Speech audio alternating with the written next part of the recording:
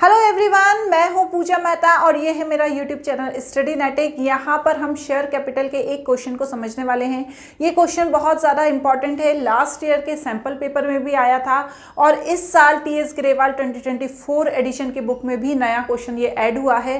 तो यदि आप इस क्वेश्चन को यूट्यूब पर सर्च कर रहे हैं तो ये वीडियो आप ही के लिए है, तो मेरे साथ जुड़े रहिए और ये पूरा क्वेश्चन को आसानी से समझते रहिए। यदि इस चैप्टर को आप कंप्लीट देखना चाहते हैं तो मेरी प्लेलिस्ट में चले पूरे 100 क्वेश्चंस मैंने यहाँ पर कराए हुए हैं, न्यू एडिशन के बुक के भी क्वेश्चंस कराए हुए हैं। तो प्लेलिस्ट में जाकर जरूर शेयर कैपिटल को पढ़ लेना।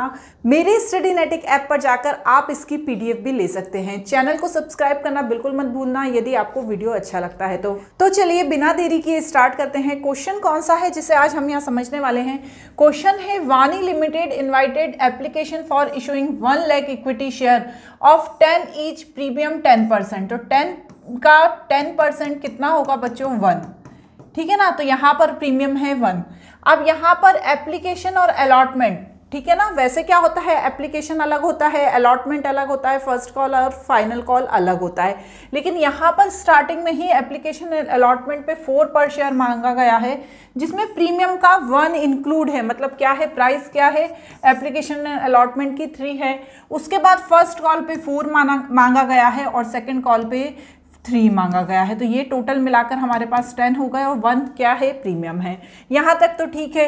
अब यहाँ पर क्या हुआ, 1,50,000 के एप्लीकेशन रिसीव हो गए। इन्होंने इशू कितने के किए थे, मंगाए कितने के थे?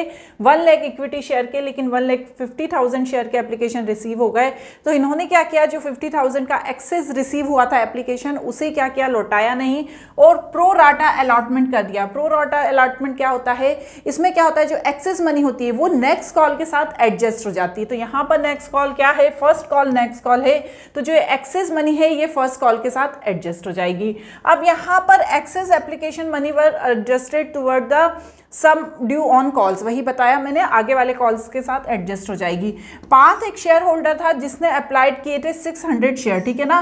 पाथ जो शेयर होल्डर था उसने 600 शेयर अप्लाइड किए थे। देखो, अप्लाई करना प्रो राटा अलॉटमेंट में अलग होता है और उसे अलॉट कितने हुए थे ये होना बात अलग है। तो यहाँ पर अप्लाइड लिखे हैं 600 शेयर, लेकिन उसे अलॉट कितने हुए थे वो हम देखेंगे आगे कैलकुलेशन करके। पर वो जो उसको 6,000 शेयर उसने अप्लाइड किए थे और उसका पेमेंट कर दिया था, उसने फर्स्ट कॉल नहीं चुकाई। ठीक है, पहली चीज तो हमें ये देखना होगा कि उसने अप्लाइड किए थे 600, तो उसे अलॉट कितने हुए। अब जितने भी उसे अलॉट हुए उसमें से उसने फर्स्ट कॉल नहीं चुकाई। हिज शेयर वर फॉरफिटेड, ठीक है, उसके जो शेयर थे वो फॉरफिट कर लिए गए। Second and final call was not made, मतलब 10 में से ये जो 3 थे इसे अभी कॉल ही नहीं किया गया, सिर्फ 7 रुपीज़ ही, 7 रुपीज़ पर शेयर के हिसाब से ही कॉल किया गया। ठीक है, रुपीज़ नहीं आएगा, 7 पर शेयर के हिसाब से ही कॉल किया गया। अब इसमें से जो half of the forfeited share थे वो री इशू कर दिए गए। जितने भी आपने फॉरफिट किए या जितने भी आपने जब्त किए उसमें से जो आधे थे वो री इशू कर दिए गए 8 पर शेयर के हिसाब से। ठीक है, यहाँ तक तो आपको समझ में आ गया। यहाँ पर जनरल एंट्री करनी है इन ट्रांजेक्शन्स की, call in arrear and call in advance यदि ज़रूरी है तो उसके बारे में भी बताना है। तो चलिए, यहाँ पर हमें सिर्फ कंफ्यूज करने के लिए call in arrear and advance दिया गया है। एडवांस की तो यहाँ बात ही नहीं की गई है तो हम क्यों खोलेंगे। तो चलिए, सबसे पहले मैं क्या करूँगी, जनरल एंट्री करूँगी। अब हम क्या करते हैं, इसको थोड़ा सा ऊपर ले जाते हैं ताकि हमें क्वेश्चन करने में आसानी हो। ठीक है, चलो ये हम ऊपर ले गए। तो सबसे पहले तो क्या होगा, जो हम पैसे मांगते हैं उसकी एंट्री करते हैं। तो सबसे पहले मैं क्या करूँगी, जनरल एंट्री करूँगी। तो आप क्या करेंगे, मैं या तो इसको अच्छे से बना देती हूँ, अच्छा तो आपको भी मज़ा आएगा। यहाँ पर बना लेते हैं, ठीक है। और फिर हम यहाँ पर साइड में क्या करेंगे, जो भी इसका वर्किंग नोट है उसे साइड में करेंगे। आपको लास्ट में करना है, ठीक है, आपको साइड में नहीं करना है, आपको लास्ट में करना है। मेरा तो बोर्ड है इसलिए मैं साइड में कर रही हूँ, लेकिन आपको जनरल एंट्री की या तो स्पेस छोड़ देना या लास्ट में पहले करके बाद में जनरल एंट्री करना। ठीक है, तो अब यहाँ पर सबसे पहले क्या होगी, bank account debit to equity share application and allotment account. ठीक है, ये पूरा लिखिएगा, मैंने तो आधा लिखा है पर आपको पूरा लिखाना है, equity share application and allotment account. तो बच्चों ध्यान से देखो, क्वेश्चन में कितने का अमाउंट मांगा गया है। मैं बुक ले लेती हूँ, कितने का अमाउंट मांगा गया है, 1 लाख का, ठीक है। कितने और आए कितने हैं, 1,50,000। तो जितना एप्लीकेशन रिसीव हुआ है 1,50,000 4 रुपीज़ के हिसाब से कितना एप्लीकेशन मनी रिसीव हो गया, यहाँ पर 6 लाख एप्लीकेशन मनी रिसीव हो गया, ठीक है। ये जो नीचे आप लिखेंगे ना नरेशन, वो आप खुद लिखिएगा, क्योंकि यहाँ नरेशन लिखूंगी तो वीडियो बहुत लेंदी हो जाएगा। इसके बाद हम और नीचे आएंगे। अब यहाँ पर जो एक्सेस मनी है वो क्या बोला है, नेक्स्ट कॉल के साथ एडजस्ट करना है, ठीक है ना। एक्सेस मनी हमें किसके साथ करना है एडजस्ट, हमें नेक्स्ट कॉल के साथ एडजस्ट करना है। तो मैं यहाँ पर क्या लिखूंगी, पहले तो equity share application and allotment account debit to share capital account to security premium reserve, क्योंकि फर्स्ट कॉल के साथ ही था premium reserve, and to share equity share, पूरा लिखना इक्विटी शेयर फर्स्ट कॉल, ठीक है, समझ में आ रहा है ना। फर्स्ट कॉल अकाउंट, क्योंकि यहाँ पर यदि आप एप्लीकेशन पे लेते तो अलॉटमेंट के साथ एडजस्ट करते, लेकिन यहाँ पर आपने किसके साथ लिया है, एप्लीकेशन और अलॉटमेंट पे अमाउंट ले लिया है, तो अब आपको इक्विटी फर्स्ट कॉल के साथ एडजस्ट करना है। तो बच्चों ध्यान से देखो, यहाँ पर अमाउंट हमें कितना रिसीव हुआ, 6 लाख, ठीक है ना। 1,50,000 का 4 के हिसाब से हमें 6 लाख का अमाउंट रिसीव हो गया, तो हमने ये 6 लाख ले लिए।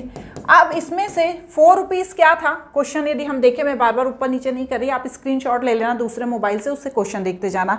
यदि हम यहाँ पर देखें तो फर्स्ट 1 रुपये तो क्या थे, प्रीमियम के थे, तो यहाँ पर हम ब्रैकेट में लिख देते हैं, जो सिक्योरिटी प्रीमियम रिजर्व था उसके कितने थे, 1 लाख के हिसाब से 1 रुपये, तो यहाँ पर मैंने 1 लाख लिख दिया, 1 रुपये, तो क्योंकि हमने 1 लाख की मांगी थी ना, हमने जो मांगे थे एप्लीकेशन, जो हमने शेयर इशू किए थे वो 1 लाख के मांगे थे।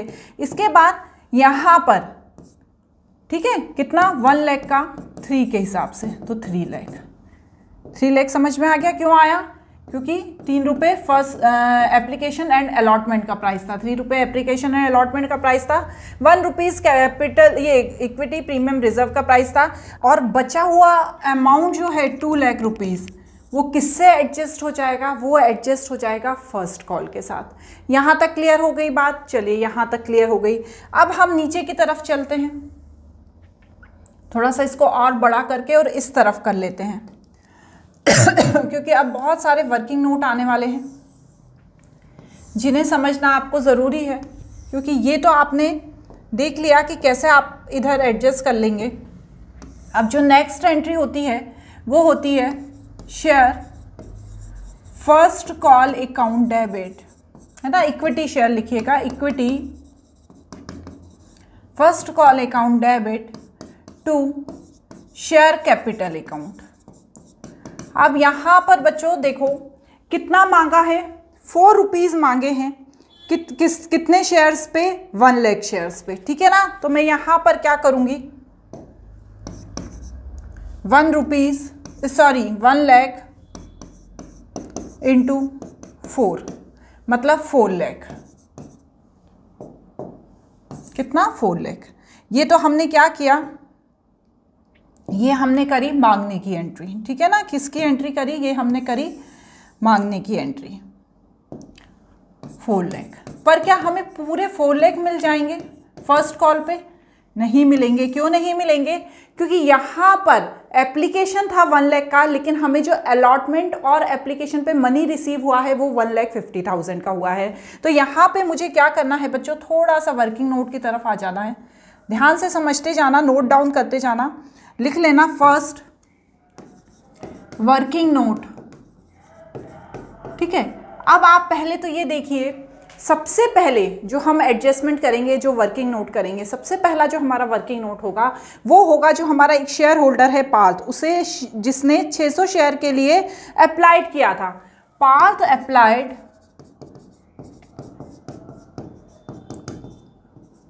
600 शेयर, क्या पर उसे 600 शेयर मिल गए, तो हम देखेंगे ही अलॉटेड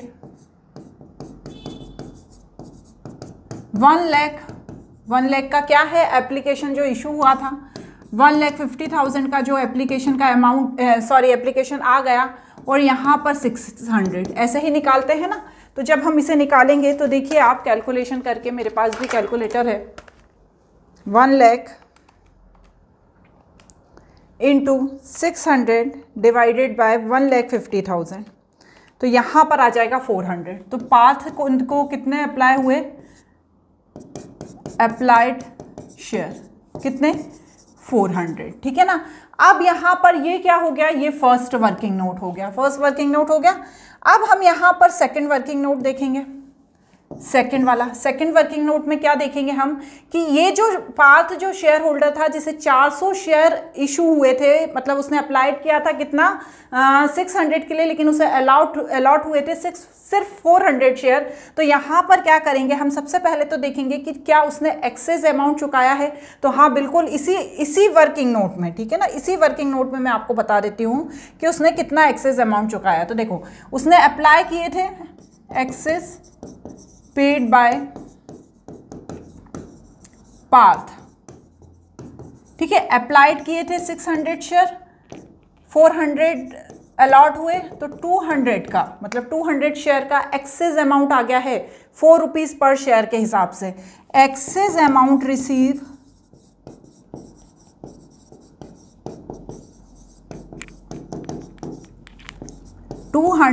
इंटू 4 मीन्स 800, ठीक है ना। यहां पर 200 शेयर का एक्सेस अमाउंट रिसीव हो गया है, क्यों, क्योंकि देखने इसने अप्लाई किए थे 600, अलॉट हुए, ठीक है। यहां पर इसे सुधारो आप, अप्लाइड नहीं अलॉट लिखेंगे, अलॉटेड शेयर, अलॉट कितने हुए 400, मतलब उसने पैसा तो लेकिन 600 का 4 रुपीज एप्लीकेशन जो अलॉटमेंट मनी है उसके हिसाब से चुका दिया ना, 600 इंटू 4 चुका दिया था, लेकिन उसे अलॉट हुए सिर्फ 400। तो जब हम माइनस करके देखेंगे तो उसने 200 के हिसाब से 800 ज्यादा चुका दिया। अब हम यहाँ पर देखेंगे, जब हम नीचे नेक्स्ट वर्किंग नोट में जाएंगे, ठीक है ना, ये वर्किंग नोट नहीं था, ये उसी में था। जब हम नेक्स्ट वर्किंग नोट में जाएंगे तो अब हम ये देखेंगे अमाउंट ड्यू ऑन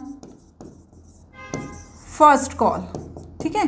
तो अब देखो फर्स्ट कॉल का कितना था 4 पर शेयर, ठीक है, अमाउंट 1 लाख इंटू 4, मतलब हाँ यहाँ पर हमें 4 लाख फर्स्ट कॉल के मिलने थे, लेकिन हमें 2 लाख रुपीज तो पहले ही मिल गए एक्सेस। ये 2 लाख हमें ज्यादा मिल गए ना, जिसे हमें फर्स्ट कॉल के साथ एडजस्ट करना है। तो बस हम ये 2 लाख इस 4 लाख के साथ एडजस्ट करेंगे, तो मैं यहाँ माइनस करूंगी 2 lakh, adjust excess money, adjust excess money, adjust of first call, ठीक है। तो यहां पर मैं क्या करूंगी, माइनस करूंगी तो 2 लाख आएगा। तो यहां पर 2 लाख रुपीज हमें फर्स्ट कॉल पे मिल जाना चाहिए, लेकिन यहां पर एक कौन था, पार्थ था, जिससे हमें कुछ अमाउंट रिसीव नहीं हुआ। Amount not received by Parth, ठीक है। तो हमें अमाउंट से पार्थ से रिसीव कितना होना चाहिए था, उसे 400 शेयर अलॉट हुए थे, 4 रुपीज फर्स्ट कॉल का हमने उससे 1600 रिसीव होना चाहिए था ना। देखो मैं आपको बताती हूं, यहां पर देखो उसे कितने हमने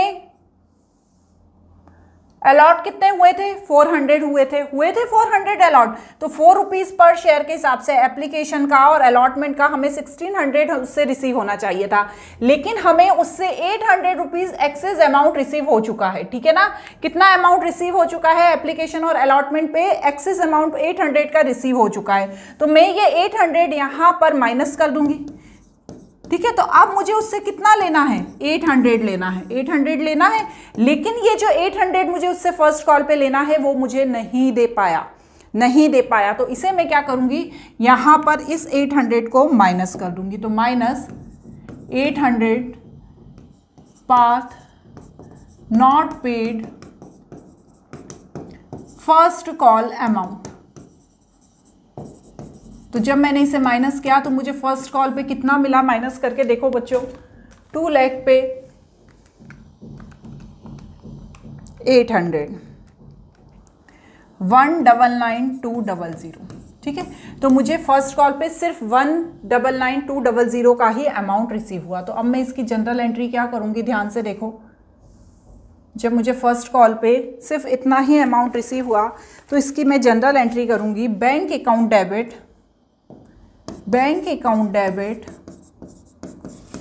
call in arrear account debit to share first call account, ठीक है।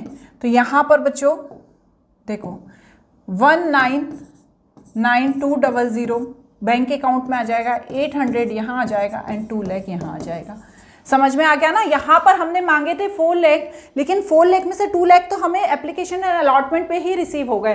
तो जो बचे हुए 2 लाख हैं हम फर्स्ट कॉल पे मांगने वाले थे, लेकिन उसमें से एक शेयर होल्डर था जिसने 800 शेयर का पैसा नहीं चुकाया, क्योंकि उसने वैसे तो 1600 शेयर का पैसा नहीं चुकाया, चूंकि वो एप्लीकेशन एंड अलॉटमेंट पे चुका था। तो यहाँ पर जो अमाउंट एक्सेस अमाउंट उसको हमने एडजस्ट किया, उसके बाद जो 800 बचा उसे यहाँ पर लिख दिया कि इतना अमाउंट नहीं आया। अब क्या हुआ, कॉल इन अरियर 800 में आ गया। तो ये आपको क्लियर हो गया।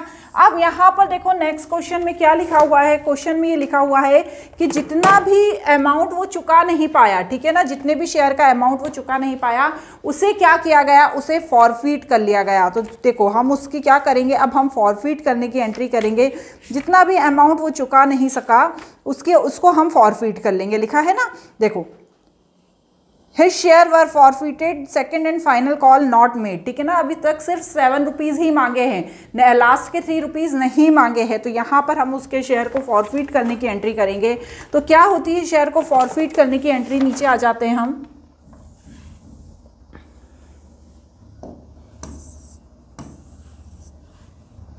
तो देखो अब हम शेयर को फॉरफीट करेंगे।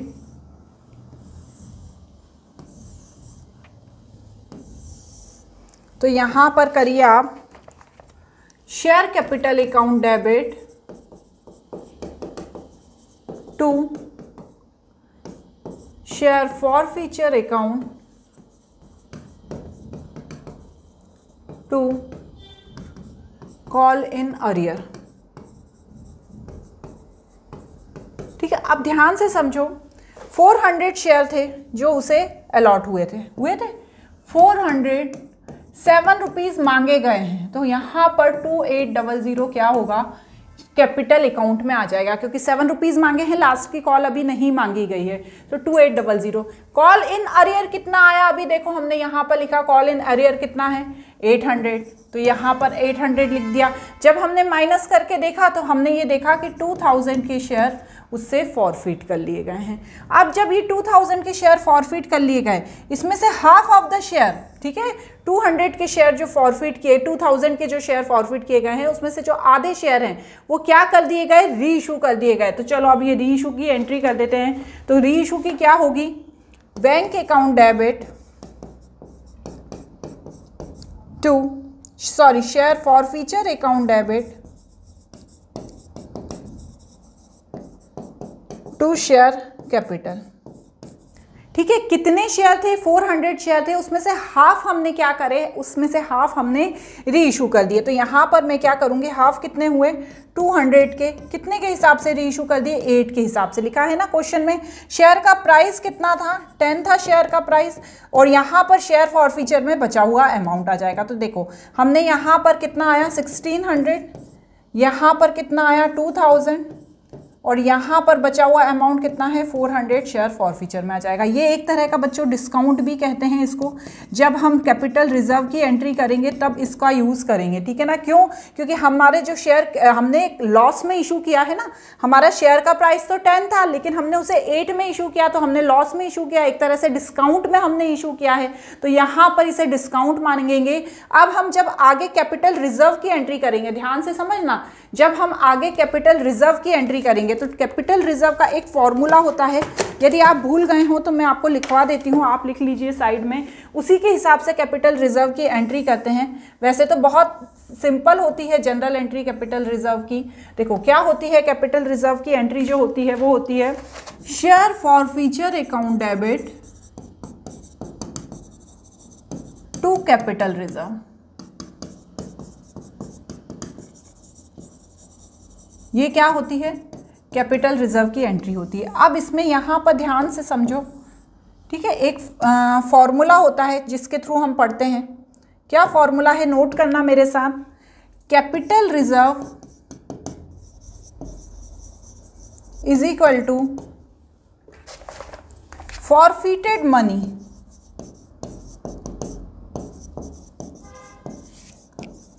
Into reissue of share divided by forfeited share